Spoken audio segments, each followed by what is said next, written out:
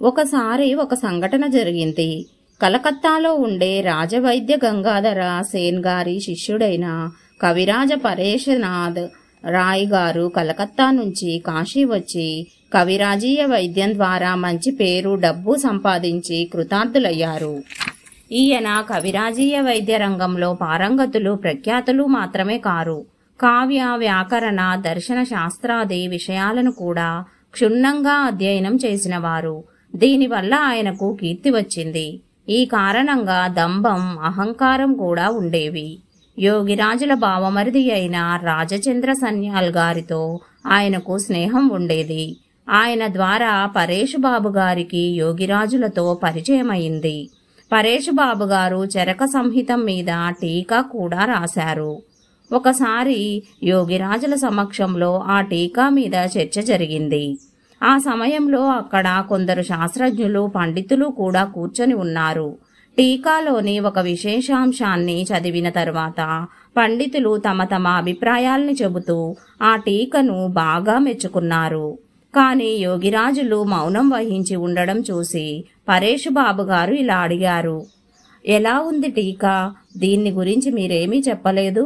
యోగిరాజులు శాంతస్వరంతో మెల్లగా అన్నారు, అంతా తప్పయింది.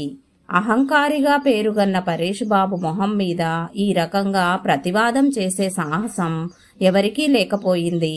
అందరూ ఒకరి మొహాలు ఒకళ్ళు చూసుకున్నారు. పరేశుబాబు గారు తమ ఆక్రోశాన్ని కొంచెం అణుచుకుంటూ, చరకం గురించి మీకు తెలుసా అని అడిగారు. యోగిరాజులు చిరునవ్వుతో నవ్వుతూ, యథార్థం తెలుసు నాకు అన్నారు. ఈ మాట బాణంలా తగిలింది ఆయనకు. చాలా రోజులు దీన్ని గురించిన చింతలోనే గడిపారు. చివరికి ఒకనాడు యోగిరాజుల దగ్గరకు వచ్చి ఇలా అన్నారు, నాకు వైద్యశాస్త్రం నేర్పిన అధ్యాపకులు కవిరాజ గంగాధర్ సేన్ గారు. చరకం నేర్పే సమయంలో చరకాన్ని గురించి నాకు తెలిసినదంతా నీకు చెప్పాను.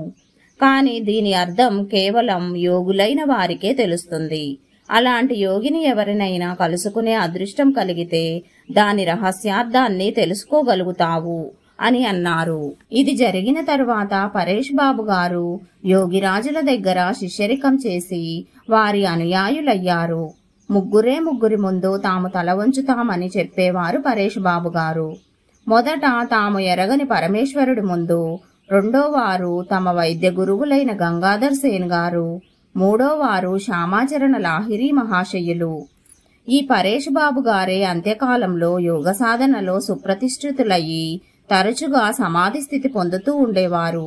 ఆ సమాధి స్థితి నుంచి ఆయన్ని బయటకు తీసుకురావడానికి యోగిరాజులు స్వయంగా ఆయన ఇంటికి వెళ్లవలసి వచ్చేది. దీనివల్ల తమ గురువుగారికి కష్టం కలుగుతోందని అనుకుని పరేశుబాబు గారు యోగిరాజుల నివాస స్థానానికి దగ్గరలో ఒక ఇల్లు కొనుక్కొని అక్కడ ఉంటూ ఉండేవారు. పరేశుబాబు గారు దేహాన్ని విడిచిపెట్టే ముందు తమ స్థిరాస్తిలో ఎక్కువ పాలు గురుపుత్రులైన తిన్కౌడి లాహిరి మహాశయుల పేర దానపత్ర రూపంలో స్వేచ్ఛాపూర్వకంగా రాసి ఇచ్చారు.